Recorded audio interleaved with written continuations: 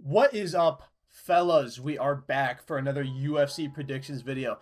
This time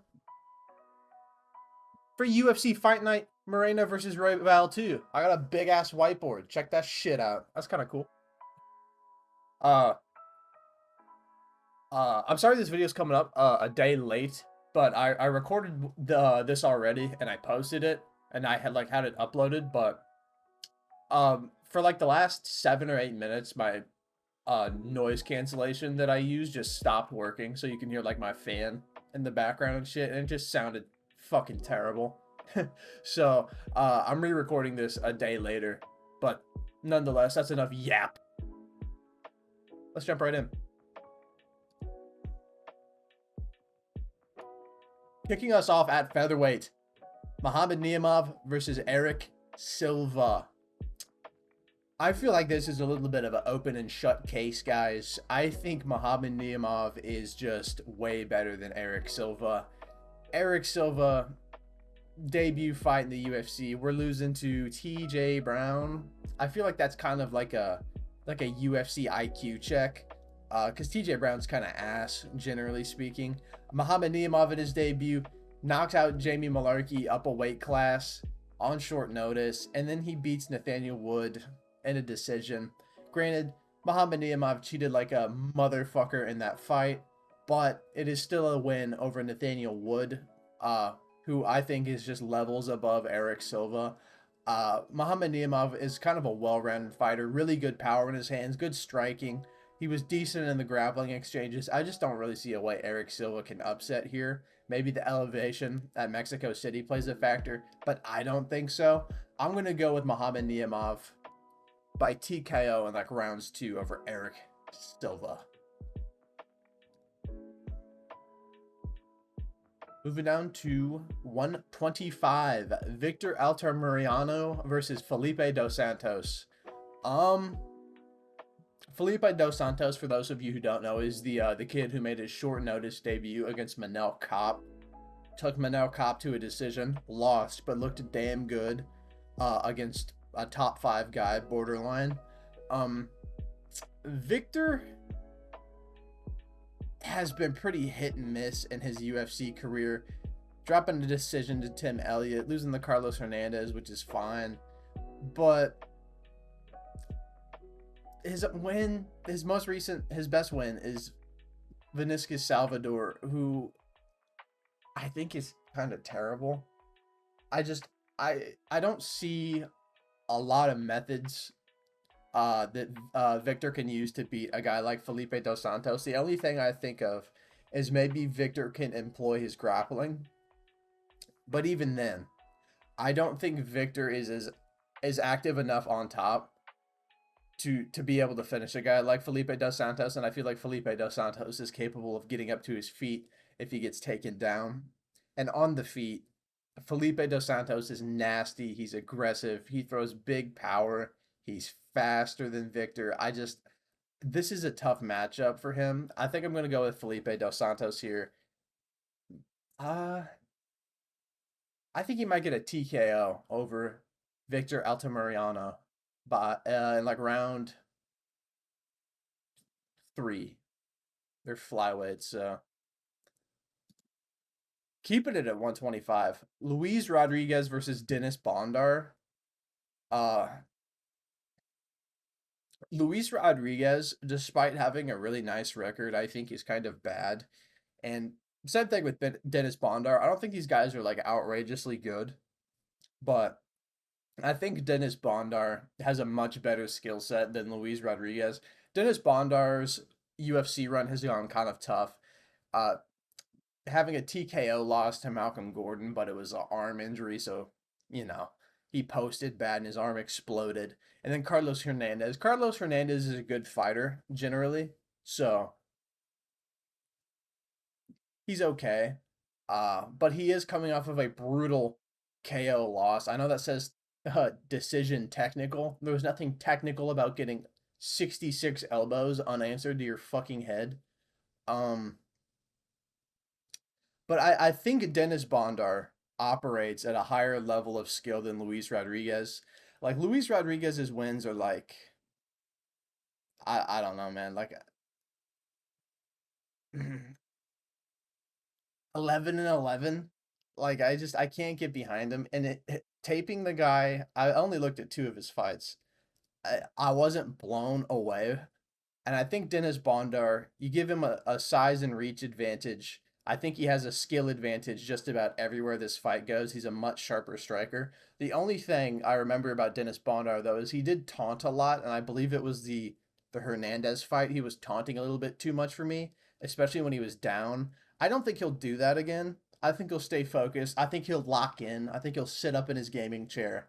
And I think he will get a decision win over Luis Rodriguez and Rodriguez's UFC debut, probably. Moving up to lightweight, Claudio Puelles versus Faris Siam. A little striker versus grappler matchup here. They have Faris Siam as a minus 225. I kind of agree with that line. Claudio Puelles looked absolutely miserable against Dan Hooker. It was one of the most embarrassing performances I've ever fucking seen. Jiu-jitsu is a fake sport. But yeah, I'm gonna go with Faris Siam here. Very good striker, very good hands, very good kicks. I think he has the ability to keep this fight standing. I think he can, because Claudio Puelles, as a guy with a jiu-jitsu base, he doesn't really have the takedowns of like somebody who's predominantly a wrestler. So a lot of the way he gets people to the ground is by doing like funny little rolls into leg locks and shit like that. Now can Claudio Puelles catch Faris Siam and like a leg lock? Maybe. That's his only way to win from my perspective is just fluking a submission, honestly. Whereas Faris Siam, I think, is just going to probably tee off on Claudio Puelles on the feet because he's a much better striker. So, barring some funny Imanari roll into a fucking calf slicer from the front or some fucking wacky shit, I don't see a way Claudio Puelles wins this fight against Faris Siam. I also think Faris Siam's wins are better. Like, I think a win over Jai Herbert is better than fucking Clay Guida. You know what I'm saying? At least at this stage of Clay Guida's career. And the only reason Clay Guida lost is because he kept trying to grapple with a guy whose only way to win is to submit you. So, yeah, I'm going to go with Faris Siam. I think he's going to get like a TKO for Claudio Puelles in like round 2, working the body, working the head, mixing it up well. I think Claudio will collapse like he did against Dan Hooker. Moving back to 125. There's a lot of fucking 125 fights on this card, huh? Edgar Chairez versus Daniel Lacerda.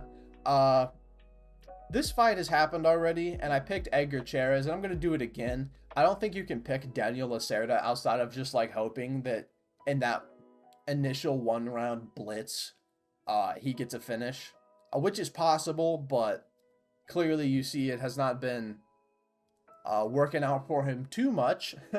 I think Edgar Chairez is just better. He's tougher. He has better cardio. He has better grappling. His striking, I don't know if it's better, but it's definitely fucking better for longer. So I think Edgar Chairez is the side here. And in their first fight that's labeled a no contest, Edgar Chairez had a submission locked up, but the referee fucking shanked it and stopped the fight with Daniel Lacerda still being conscious in the submission. So they ruled it a no contest, even though, honestly, I don't think Daniel Lacerda was getting out of that choke, in my opinion. But I'm going to go with Edgar Chairez again. Outside of like a fluke, not a fluke, but like just like the first 2 minutes, Daniel Lacerda coming out and blowing him up, I don't see a way Daniel Lacerda can beat Edgar Chairez. I think he's very durable. He's got the cardio to melt him, and I think he'll probably catch Daniel Lacerda in a submission again and finish him this time. Also, I think the elevation of Mexico City might hurt Daniel Lacerda because he's already a guy with spotty cardio to begin with. So, staying at 125, Jesus Aguilar versus Mateus Mendoca. Now, this is a hard one for me because last time I picked Mateus Mendoca, he got knocked out by fucking Nate Maness. Nate Maness is TKOing you. This is the kid who kept rolling for fucking leg locks against Nate Maness while he was getting his head caved in from ground and pound.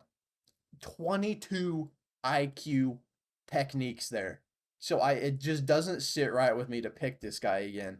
But Jesus Aguilar is a small little fella. He has given up damn near 10 inches of reach to Mateus Mendoca. I know Jesus Aguilar is pretty good at working his way into the inside to land his shots. Actually, frick. Who do I pick here? This is tough. I was back and forth on this one in the first time I recorded this. I don't. Uh, I'll go with the underdog. I don't think I've picked the underdog yet, so we'll go with Jesus Aguilar because the reach disadvantage is fucking staggering, but the IQ advantage is what's really important. I think Jesus Aguilar will be able to work his way onto the inside when Mateus Mendoca throws a straight shot and overshoots it. I think Jesus can get in there and land his shots. And I don't know if Mateus Mendoca has the world's best chin, considering he got flatlined by ground and pound to Nate Maness. I also think if there's grappling involved here, I think Jesus Aguilar has the advantage. I think he's got better wrestling than Mateus Mendoca, and we've seen once you get Mateus Mendoca on the ground, he just likes rolling for leg locks like a fruitcake. So if he does that, I think Jesus Aguilar hits harder than Nate Maness. So, but yeah, I think I'm gonna go with Jesus Aguilar. I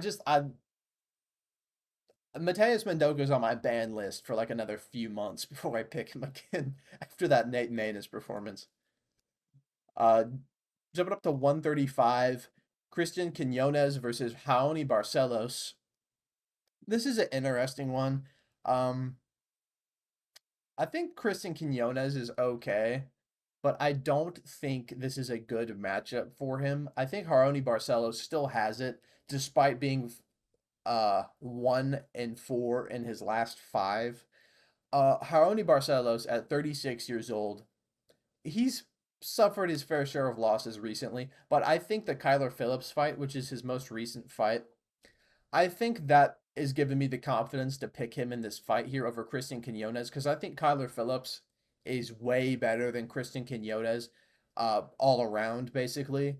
And Raoni Barcelos was competing quite well in that fight. There were some close rounds. Like I was, as a person who picked Kyler Phillips, I was a little bit nervous at times because Raoni Barcelos seemed locked in, and I think Barcelos would need to show up to this fight a step down from his fight 6 months ago to lose to Christian Quinones, in my opinion.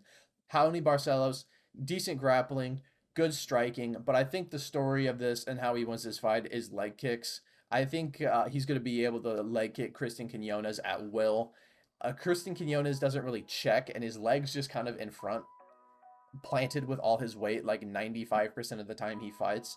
And I can just see Raoni Barcelos just chewing into his calf and using that to set up his strikes and maybe getting a finish over Christian Quinones in like rounds 2 and 3, I think. Moving up to the main card at lightweight. This is a fight I'm actually kind of excited to see. Manuel Torres versus Chris Duncan. This is another one I've kind of deliberated and gone back and forth on as to who I think is going to win this one. Because I see the method for both guys. Chris Duncan, scrappy guy, good grappling, good pace, good cardio. Manuel Torres, dangerous striker, dangerous with serious power on his hands. I believe he also has a few submissions to his name. I think. I could be misremembering. But Manuel Torres, a lot of finishing potential. Chris Duncan, not so much finishing potential. He still has it. I don't think he has as much as Manuel Torres. And that's kind of why I'm going with Manuel Torres here. I just don't like the way Chris Duncan strikes that much. His head's just kind of there, and every single time in a Chris Duncan fight, I kind of see him get hurt just a little bit. He didn't get hurt in the Yanal Ashmouz fight, but that's because Yanal Ashmouz broke his arm in the first round, and Chris Duncan still didn't finish him. So I just think if there's going to be a finish here, I think it's going to come from Manuel Torres. I also thought maybe as the fight goes later, Chris Duncan could come on and start to work a grappling pace on Manuel Torres and start to melt Manuel Torres. But then I remembered uh, this fight is at elevation, and Chris Duncan doesn't always wrestle a lot. So I think if he tries to wrestle early or wrestle often to kind of negate the striking of Manuel Torres, it might come back to bite him, and it might zap his gas tank a little bit more than he's expecting. Um, so yeah, I don't like that method of Chris Duncan winning. So I just think I'm going to go with Manuel Torres. I think he's going to catch Chris Duncan in an exchange. He's got nasty striking. He's got fast striking. And he's powerful. And he's got the reach. I think he's going to look bigger in there. All signs point to Manuel Torres here. If Chris Duncan does get a win here, I will be impressed though, because I think this is by far his hardest matchup that he's had. Moving to women's strawweight, Yasmin Yaragwai versus Sam Hughes. I'm going with Yasmin Yaragwai. Sam Hughes sucks.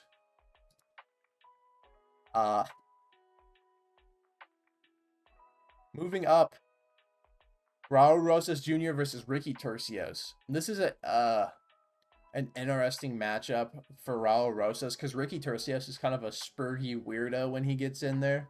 Throws a lot of wacky shit. His grappling defense is very kind of scrambly. But at the end of the day, Ricky Turcios has not impressed very much in his UFC run. Taking Kevin Natividad to a split decision in his most recent fight, I do believe, yes. That's embarrassing because Kevin Natividad is terrible. Ricky Turcios hasn't shown me anything to give me confidence in him in this matchup. He's kind of looked off in his last few fights, honestly. The Zahabi fight, he looked terrible. He landed like 10% of his strikes. High stand, split decision. I don't think Ricky Turcios is as good as he seemed on his initial season of The Ultimate Fighter. And Raul Rosas Jr., despite dropping a decision to Christian Rodriguez, does that really matter? Because Christian Rodriguez weighed 300 pounds on fight night, the fat fuck. But besides that, he's pretty much just crushed everybody, and he's knocking out guys too now. Knocking out Terrence Mitchell very quickly. I'm gonna go with Raul Rosas Jr. here. I think he's very aggressive. I think he's gonna push a pace on Ricky Turcios early and get Turcios to make a mistake, potentially in a scramble or in a striking exchange. And I think he's going to catch him. I think Raul Rosas is going to get himself a finish here over Ricky Turcios. This is a banger. At lightweight, Daniel Zellhuber versus Francisco Prado. Man, I think I'm going to go with Francisco Prado over Daniel Zellhuber. Am I? He's a huge underdog here, but he is giving up 8 inches in reach. This is one I've been back and forth on. I think I'm gonna go Francisco Prado. Daniel Zellhuber is good, but every single time I watch Daniel Zellhuber fight, there's always a moment where he gets caught by something. Like every single time, it's almost like he needs to get caught for him to be able to find the perfect range he needs to fight at to not get hit again. And I think if that happens, I think Francisco Prado has the striking and the power to put him out if he hurts Daniel Zellhuber early. I don't think he's going to be able to recover. I remember Christos Giagos wobbling Daniel Zellhuber really bad in their fight, but he couldn't get a finish on Zellhuber. I think Francisco Prado can wobble Zellhuber the same way, but I think Prado is aggressive enough and has enough of a finishing instinct to where I think he might actually be able to get a finish on Daniel Zellhuber. Now, if he can't get a finish on Daniel Zellhuber, he's probably going to get picked apart at range, but I'm going to go with the underdog. I'm going to go with Francisco Prado. I think he's going to catch Zellhuber early. I think he's going to put him out in round 1. Quote me. Take it to the bank. Don't do that. Moving up to the co-main event at featherweight, Yair Rodriguez versus Brian Ortega. It's Yair Rodriguez, guys, right? We're not taking Brian Ortega. The first time these guys fought, the writing was on the wall. Yair Rodriguez was beating the piss out of Brian Ortega everywhere the fight went. dominating him on the feet. Basically got a submission on the ground over Brian Ortega. Ortega just hasn't looked good lately. And how long has it been? Almost 2 years off, right? Year 7 months. Yeah, man. I can't pick Brian Ortega with a good conscience. Yair Rodriguez has him in the striking. Found his range very quickly in their fight. Brian Ortega's defense looked miserable. He was holding his own perfectly fine in the grappling. He was doing better than Brian Ortega in the grappling. I just don't see a way Brian Ortega beats Yair Rodriguez outside of maybe a 1 in 1,000 catching him in a submission. Like, I don't think he's going to hurt him on the feet. So, I don't think he's going to win. Yair Rodriguez, I think, is going to TKO Brian Ortega in, like, round 2. Oh, brother. Moving up to the main event at flyweight. Brandon Moreno. Brandon Royval.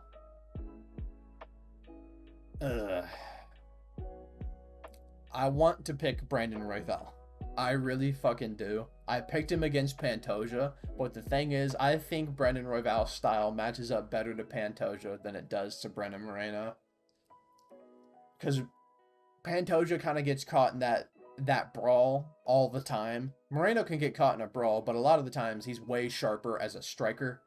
Pantoja is just normally a guy who's windmilling punches and just walking straight forward. So I thought that would benefit Royval with his like knees up the middle, spinning attacks, things like that. But the thing is, Royval kind of got exposed more than I thought he was going to against Pantoja. His ability to get up to his feet once he gets taken down is not as good as I thought it was. And I don't think in the short turnaround time between his fight against Pantoja and this one, I don't think he's been able to fill that hole in his grappling.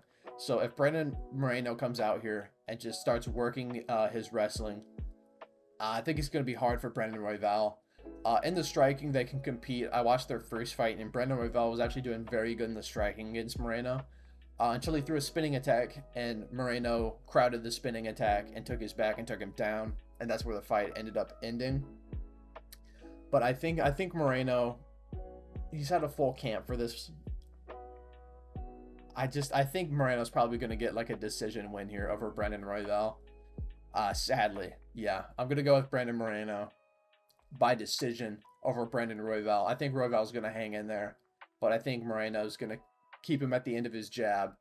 And whenever Royval presents an opening, he's going to shoot a takedown. I think he's probably going to get it. But yeah, that's it for this one, guys. I hope you enjoyed. Thank you so much for watching. Don't forget to like, comment, and subscribe, and I'll catch you guys next time. See ya.